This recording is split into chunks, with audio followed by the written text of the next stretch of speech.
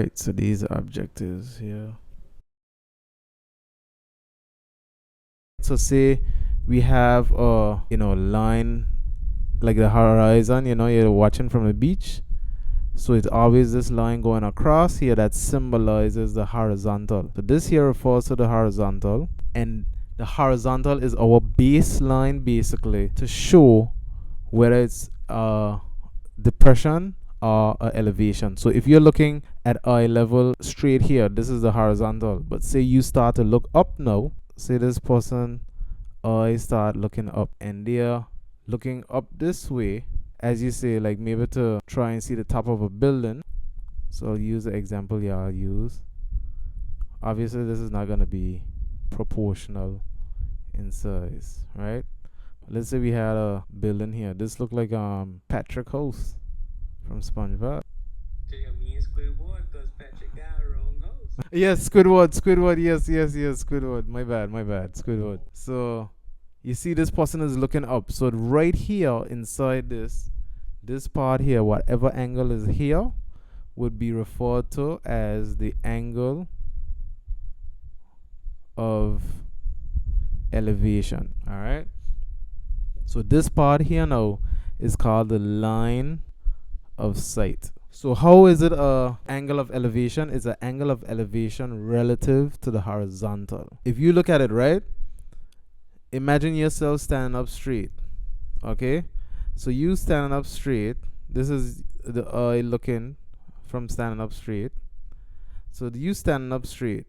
And once you stand up straight and you look straight ahead, it's almost like that is your reference point of being horizontal. You see what I'm saying? Now, once you tilt your eye up and you move upwards to see what's going on at the top, the angle between your rest point or where that horizontal was, that angle between there is what we call the angle of elevation. Okay? Yeah. So it's just literally just a concept, angle of elevation. That makes sense to everybody? Yeah. Yeah. All right. Nice. Now, based off of that, what do you think the angle of depression is now? The angle that goes under the horizontal line. Correct. So the same principle, but it just looks down this time. So likewise with this one is the same principle here. We have to have that horizontal. Okay. So let's say we had a horizontal that was here, and then we have this eye here now still, but this time the eye is looking down. So then now this is the horizontal. Once you go down here now, this here is your line of sight. So the angle inside here now is angle of depression. So usually when you hear like elevation, like that sound like rising, like you're getting higher and higher, elevating, right? Getting better. So it's almost like you're going up. So that's why it refers to angle of elevation. And depression more sounds like going down, sadness, typically when people that kind of way they look down in that kind of way. So it's like the angle of depression, looking down and so forth. So let's just imagine this was a person on a cliff or something, just looking down, and then they could probably see a boat somewhere in the water from wherever they are, right? This here would be the angle of depression. So typically these things use right angles in a sense. So you might see like you could kind of like draw a line here to kind of say that it's a right angle, right? So if this is a right angle, this line here, our line of sight, would be essentially our what? In terms of triangles. Right angle triangle. Yeah, hypotenuse. Alright, so y'all could take that down. So the cosine rule is c squared is equal to a squared plus b squared minus 2ab cosine c. So imagine that we had a triangle. And let's say this is our triangle here. So with this triangle, let's say we have here angle called c. So then because we have c here, the opposite side would be common c. All right, I like to call it little c. The length is little c and the angle is big C. Now where did I get that from? Look at this right here. We have capital C here and common C here. So this C represents the length, and this big C or capital C represents the angle. Does that make sense? Yeah. And now A and B could be any one of these two. So A could be here and B could be here. So when we're using this formula, this C always represents the length that we are focusing on. This C is a corresponding angle or the opposite angle of that particular length we're focusing on. So we'll get into that in a bit to better understand what we mean by that. So the first thing, when we want to calculate a missing length, we have to use this here. This could be for any triangle, right? Any triangle. It doesn't matter if it's right angle triangle or a triangle that's not a right angle triangle. We could use this rule. However, if we want to calculate a missing length, we must have two lengths that are known and an included angle. So what does that mean? So let's say we have a triangle here, right? And we want to calculate a missing length. So say this here is the missing length. So we want to know what this missing length is. So in order to use this cosine rule, we must have two lengths. So let's say we had this length here, A and B. So these are the two lengths that we have to find. What's missing? What length is missing? The C, okay? The C part, exactly, the C part, right? Now, if we have a C missing, we must also have the angle here, which is going to be capital C, to tell us that we can do this, okay? So in order to work this out, we need to have two lengths, which would be the AB, and then this angle here, C. Now, this angle here is a special kind of angle, all right? This here is called the included angle. So this here is called the included angle. So what makes this an included angle? It's an angle that is formed because of those two lengths. You see what I'm saying? So this angle is formed because these two lengths are together. The point where they meet forms the included angle. Okay? So let's look at this diagram here. So I'm going to put the corresponding letters. So if I had to put a letter over here, what letter would I put? What do you think I would put here? B. Good. So to put capital B. And what about here? A. A. No. This is a good part here. This is the important part. Now the included angle. So if I'm looking at A and B, just say I only had A and B. What is the included angle for A and B? What angle do these two lines form? C. They form C. So here and here, so A and B basically form this angle here. This is why I call C in this case an included angle. Does that make sense? Yeah. So let's just say we had a length here. A length here. Inside of here is the included angle. Okay? So if this is A and B, this is the included angle because these two lines form this angle. That's why I call it an included angle. Y'all follow that part? Yeah. So if this is an included angle, that must mean that in a triangle, okay? So in this triangle, I have the length A. Just imagine I had the length A and I have the length B. What is the included angle for A and B? C. It got to be C because two of those lines together form C. Does that make sense? Yeah. Good. Now, let's try it again. What about for A and C? What would be the included angle for A and C? B. B. So because A and C, they come together to form B, B is their included angle. Does that make sense? So, what would be the included angle for B and C? Good. So the whole point of the missing length, when you're finding a missing length, you must have two lengths and an included angle. So anytime you see this, you have to use cosine rule. Now, let's give you another scenario. If I had an angle that's here, this is no longer an included angle because it's not between A and B. Does that make sense? Yeah. However, when it's here, it is an included angle because you could see A here, B here, and then it forms C. Makes sense, right?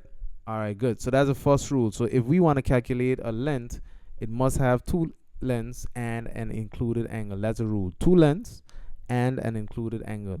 Okay? If it has three lengths, then there's no point in calculating the length. You got all lengths. You see what I'm saying? But if you have two lengths and an included angle, you can use that.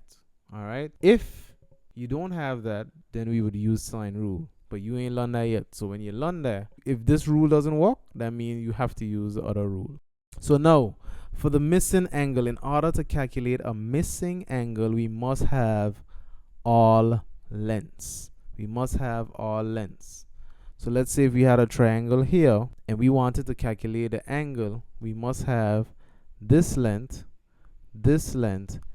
and this length. So we must have all three lengths in order to calculate the missing angle. Okay? Does that make sense? Yeah. Now, obviously, we're going to go into an example so we can actually work this out and calculate missing lengths and missing angles so you could understand and see how this rule is used. So with this cosine rule, I like to show it the outcomes. I like to show the outcomes of sine rule once you do it, right? So there are two scenarios you could have. You could have when the angle C, or the angle that we're focusing on, when that particular angle is acute, the calculation will end up having something at the end. On the other hand, though, when it's obtuse, what you will notice is that you will end up in a different scenario. Okay? So you'll see what that is, and I'll explain that. So let's say this triangle here has 10 centimeters right here. And over here, we have 12 centimeters. Now just say we have an acute angle in the middle here that happens to be 36 degrees. And the length we want to calculate is right here. Okay? So we know that c squared is equal to a squared plus b squared minus 2ab cosine c. All right, so we need to label this to figure out what is what. So which one of these would be C, common C? Who is the common C here? The question mark. Yes, the one we're trying to figure out. So right here is common C. This is the length of focus. So because this here is the length of focus, this here should also be the what? This angle here. So this C here represents this angle here. Does that make sense? So the C's always tell you which one you're trying to calculate. So in this instance, I'm trying to calculate this length here, which is C. So therefore, my opposite angle, which is here, would represent this letter here. Okay? Now, with that being said, that means that these lengths here could be anything else, either A or B. So if we make any one of them A or B, we're going to get the same answer. So here is A, this is A, and this here is B. Okay? I ain't doing nothing complicated yet, right? So this here is C, that's the length we're trying to find, and this here is the capital C for the angle. Now, why was I able to use cosine rule in this case? What is the rule for having a missing length? What do we need in order to calculate a missing length?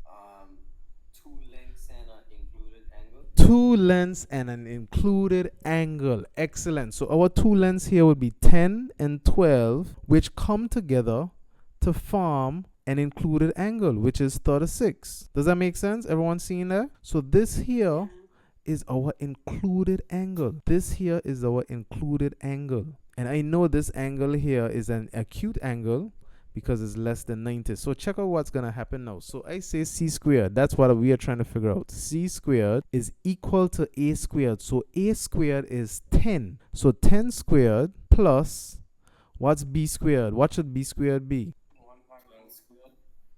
12 squared. I don't want to go to 144 yet. So 12 squared, right? Take away, and here I always like to put it in brackets. And you'll see exactly why I like to put it in brackets. All right? Especially when we get to example 2. So in this case, I would have here 2 times what? 2 times what? What is A? 10. So 10 times what? 12. Why 12? Good. Because it's 2ab, and now I have to multiply it by cosine 36. Everybody following this so far? Yeah. All right, good. So c squared is equal to 10 squared. What is 10 squared? 100. So 10 squared is 10 times 10, 100, plus 12 squared. What is 12 squared? 144. Great. So that's the same thing as saying 12 times 12.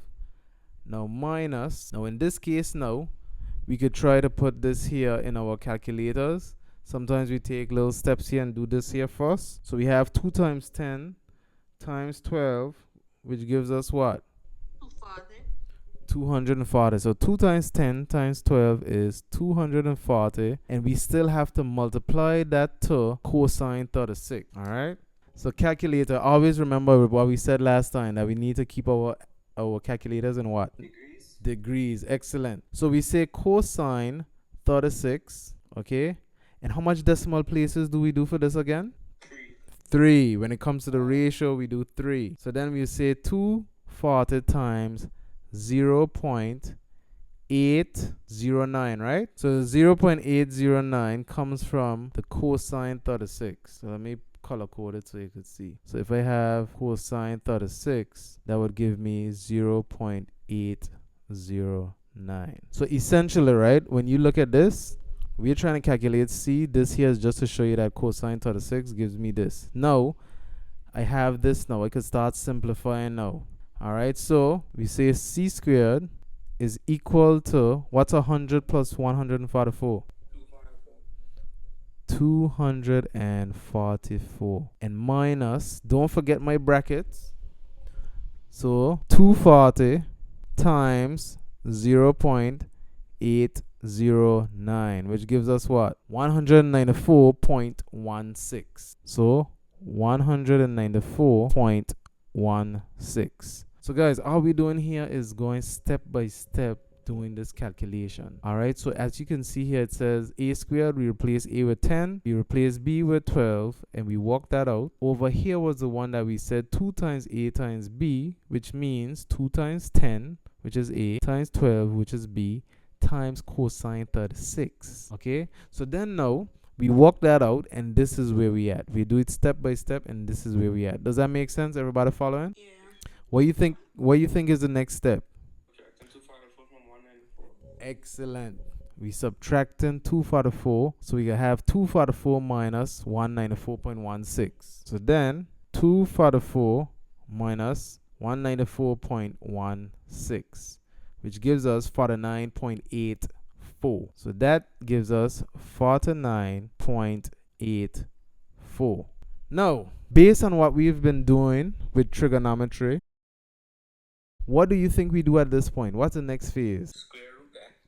We square root that. So therefore, to get c by itself, we square root both sides. Therefore, c would be equal to square root 49.84. So we have 49.84. So 49.84, which should give me 7 point something. So we have 7.059. What should we do here to get it to 2 decimal places? Convert it to a 6. Now you're talking. So 7.06, because this is more, 5 or more. So therefore, we bump this up, or round this up to 6. So therefore, our answer here would be C. C is equal to 7.06. Am I missing something?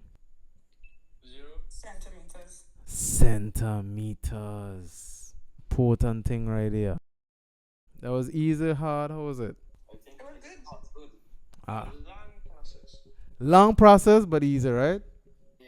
The good thing is this actually comes on the exam. This formula comes on the exam sheet. No matter how they put it, this is basically the format.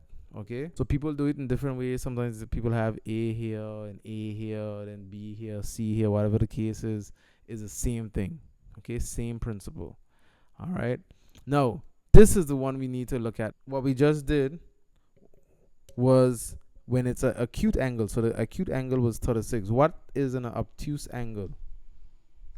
Anything over 90. Excellent.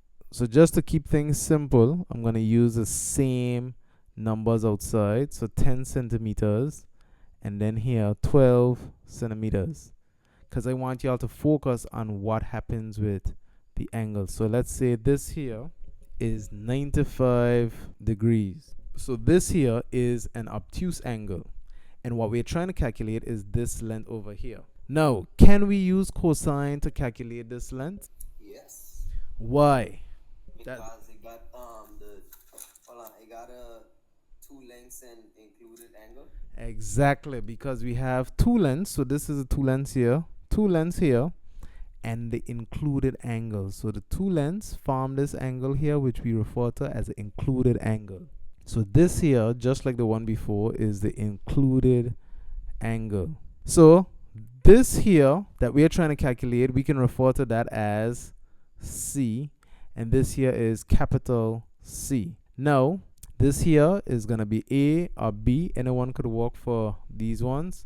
So then now we could say that C squared is equal to A squared plus B squared minus 2AB cosine C. Now, I want y'all to pay special attention to what happens in this situation. All right.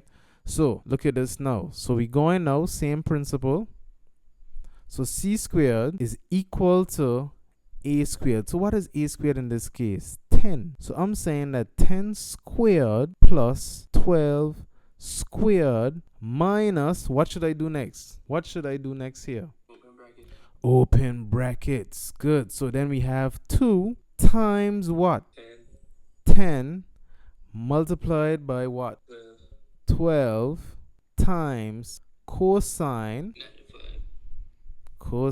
95. So C squared is therefore equal to 10 squared, which is what? 100 plus 144 minus, now we have to multiply 2 times 10 times 12, which gives us 240. Nice. And we need to multiply that to cosine 95. So we come here, cosine 95, which gives us negative 0.087. Negative 0.087. So we have here negative 0.087.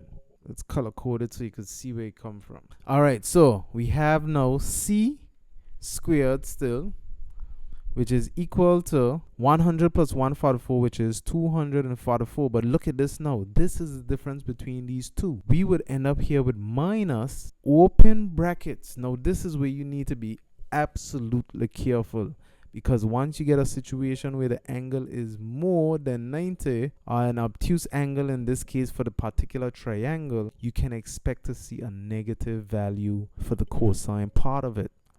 Okay, why is that important? So when we multiply this here, a positive times a negative would end up giving us a what? Negative. So now we say 240 times negative 0.087.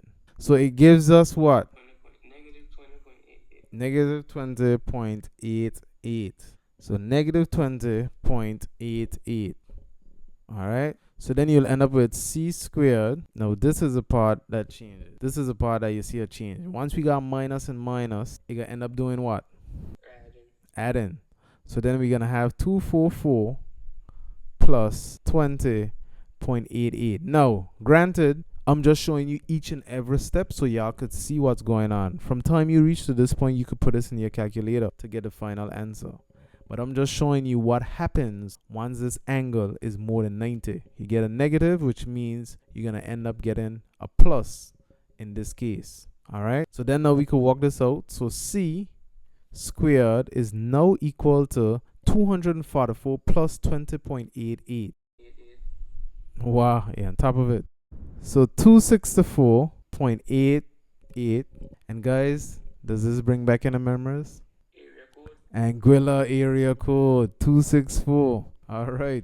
So what do we do from here? Find the square root. So then we're going to say the square root of 264.88. Y'all get that? Yeah. So this 5, because if 5 or more, it'll turn that 7 to an 8. Lovely. So then C is equal to 16.28 centimeters. So y'all notice what happened in this case? Yes. So when you think of it, right, what essentially happened here is that when we had this acute angle, we just end up subtracting, like right at this point. But when we did here, we did the same subtraction, okay? But remember, because we are subtracting a negative number, it's going to end up being like adding. Okay, so that's a major difference between these two scenarios. Now, why did I show you these scenarios side by side? Because essentially, when it comes to this part, if you were to get this process incorrect, it can happen at this stage here. Okay, this is a stage that you expect that to happen right around here. And why is that the case? Because you know that you got to subtract. Usually people forget to put this back as a negative, and that usually what throws you off. You could also put this in a calculator as well too, one time. So 2 times 10 times 12 times cosine 95, and whatever answer you get, you end up putting it here as well too, right? However you do it, you need to be careful when you reach to this point. So always use your brackets just to make sure. Because if you don't have your brackets, you might think, oh, I already put a minus sign here. No need to put a next minus sign. And clean forget that you got a negative number they're dealing with. Okay, so that's something to be careful about. All right, so for this here now, we could use cosine rule to calculate the angle. We are trying to find a missing angle. No, because I'm looking at the angle here and I have 3 lengths, that's why I can use cosine rule. Remember, in order to use cosine rule to find a missing angle, we must have all 3 lengths. We must have all lengths. Do we have all lengths here? Yes. So because of that, we can use cosine rule. Now, cosine rule. C squared is equal to a squared plus b squared minus 2ab cosine, and the angle that we're going to be looking for is going to be capital C. Okay, so therefore if this is C, what should this here be? C. Small c. Small c, common C. Yes, you got it. Now what about 10 and 12? What should 10 be? A. Can it also be B? Yeah. And what should 12 be? A or B. Nice. So we're going to call 12B, since we already said A could be 10.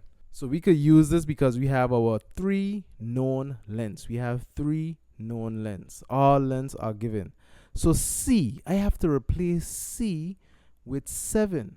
So then I'll have here 7 squared, which is equal to A squared, which is basically 10 squared plus what? 12 squared. All right. So then here is going to be 12 squared minus, what do I put next? Brackets. Lovely. So then 2 times 10 times 12 times cosine C. So we're trying to find cosine C. Now 7 squared is 49, which is equal to 10 squared, which is 100, plus 144 minus, so then here we're gonna have 240 cosine C, and that's it, right? Now we could simplify some stuff. So then we'll have here 49 is equal to 244. So 100 plus 144 is 244. Now at this point you need to be careful, because sometimes there is a temptation to subtract the 240. I'll repeat that again. There is a temptation to subtract the 240, but we need to remember that this section is by itself. This here is something that's just here by itself for now. Okay, it's kind of like something different. This is like just pure numbers. This is numbers and something attached to it, which is cosine C. So we're gonna keep this as a separate thing for now, right? So 244, and then we bring back minus 240 cosine C. All right, so this here, I want to keep this here for now. All right, so then now to get this by itself, I need to get this 244 out of here. Now on this side it is positive, and if I bring it over, it's going to turn to what? Negative, because essentially I'm subtracting 244 from each side, right? So you can either remember it like that, or you can just remember it like, oh, it's positive over here. Once it comes over, it's going to turn to negative. So then I'll end up with 49 take away 244. Now obviously, because 244 subtract 244 give you 0, I don't have that anymore. That's gone. So I'll just be left with minus 240 cosine C. All right, so I'll take a little pause here. Everybody understand what happened here?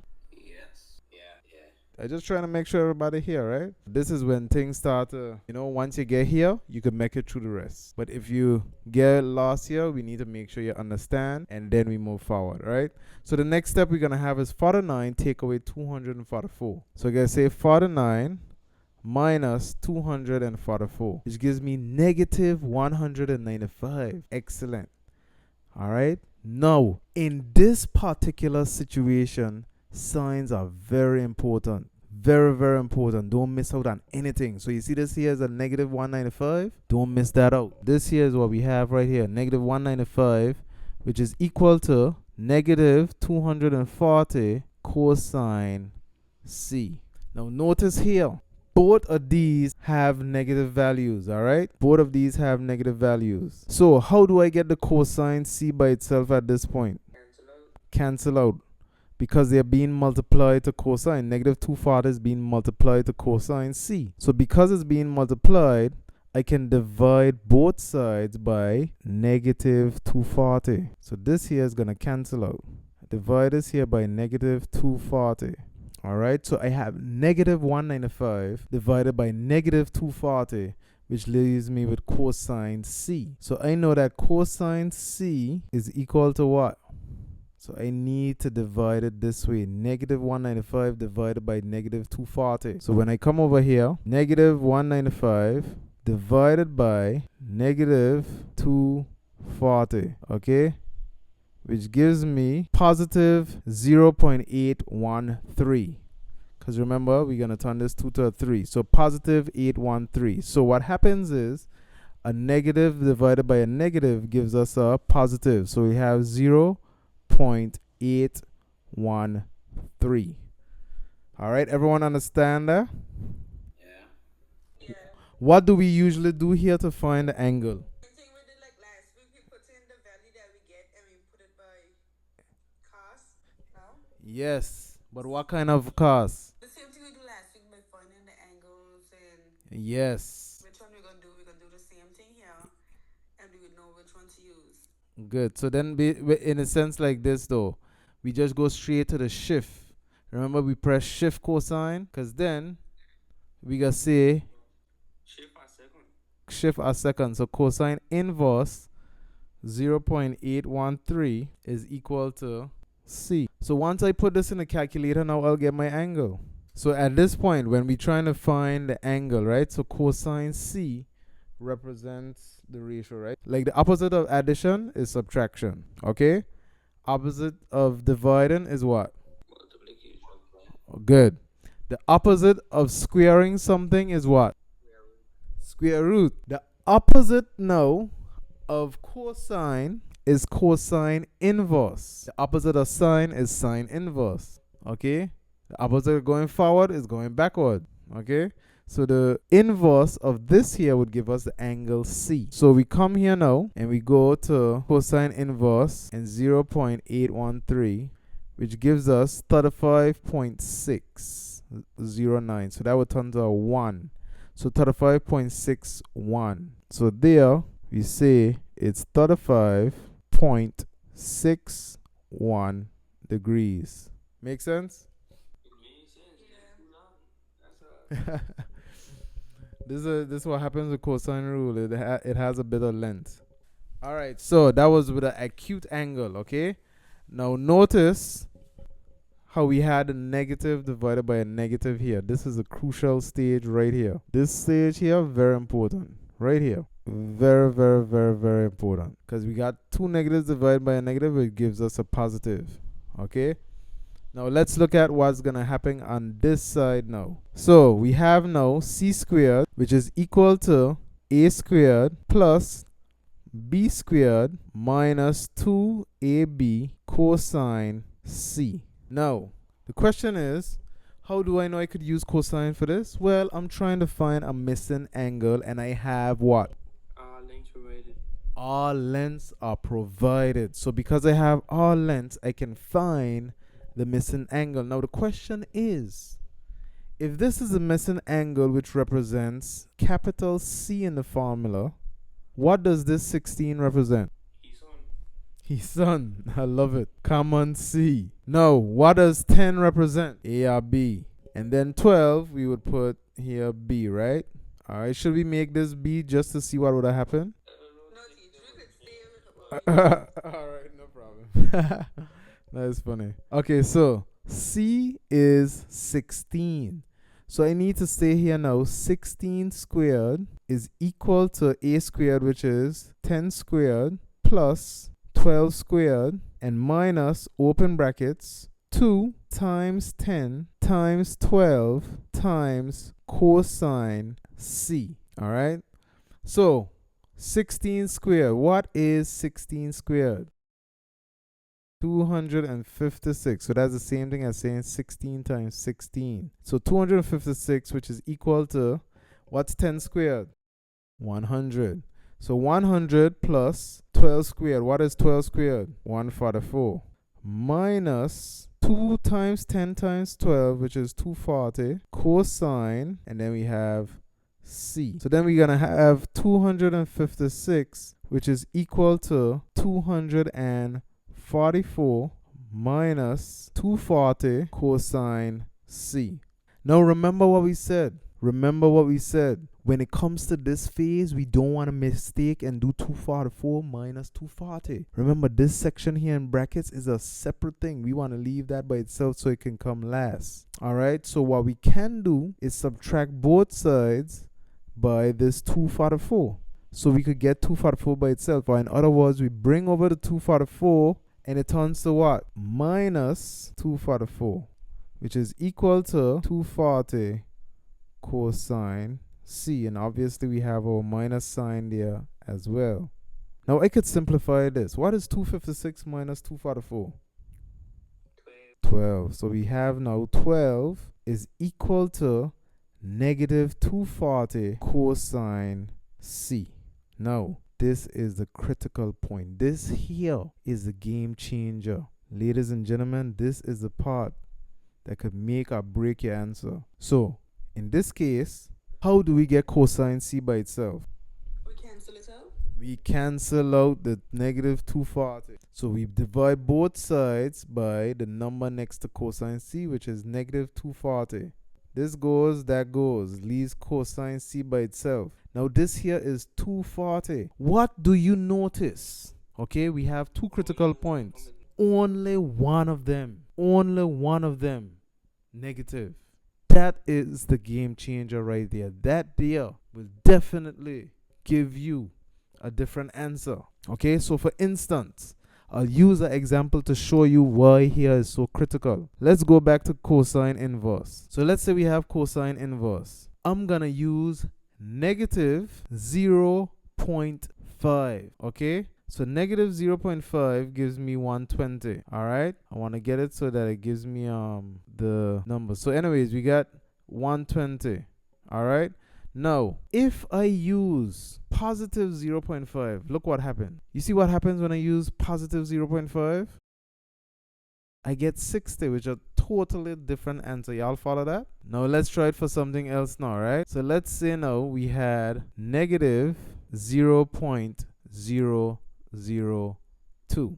Notice what happens here. You see what we get? 90.11, right? All right. Now we're going to do it again. 0.002, but this time it's positive. Look at what we get. 89.885. Y'all see what I'm talking about now? So if we have 0.1, we get 84. If we had negative, we get 95. You catch my point? Good. So the thing is now, why I showed you that is because if you mistake and put this in your calculator wrong, you can get a wrong angle. So this is why you need to be careful and understand that in a case like this, it's negative divided by negative, which gives you what? A positive value. All right? Then you go on and calculate it. In this case, no. This is what we call as a critical point. So in this case, no. Positive number divided by a negative number will give you a negative number. Excellent. So negative 240 is getting this division here, which gives us negative 0.05. All right. So then we know here we have to put negative 0.05. So right here is my critical point that we had. So the same critical point here is this same critical point here. Why is it critical? Because our answer, what comes down here, look, I get a negative value here, whereas over here I got a positive value. So that there is a game changer when you're doing these questions. So I showed you all the possible scenarios that you can get, from calculating the angle to calculating the length. These are the things you have to be careful with. Once you do that, this here is a piece of cake. Okay, so in this case now, what do we do next? What's the next phase here? Cosine inverse. Cosine inverse. So we inversing this. So cosine inverse negative 0.05. Notice I put back my negative. I want to make sure that this here is the same thing in here. So then now, what I'm going to do is, when I find the inverse of this, I will get my angle. So we come here, negative 0.05, and I got 92.87. Because this 5 is going to turn this 6 to 7. 92.87. So here now I could say 92.87 degrees is my angle. And as you can see, this here is an obtuse angle. So you see, this is another thing when it comes to these stuff. You can't answer based off of looks. You know, you gotta answer based off of your calculation. Because sometimes we say it's not drawn to scale, right? So if you look at this here now, this is the angle that we just calculated. Over here, this was the angle that we just calculated. Alright? So I want y'all to take this down. And I got some stuff for y'all to try related to this rule.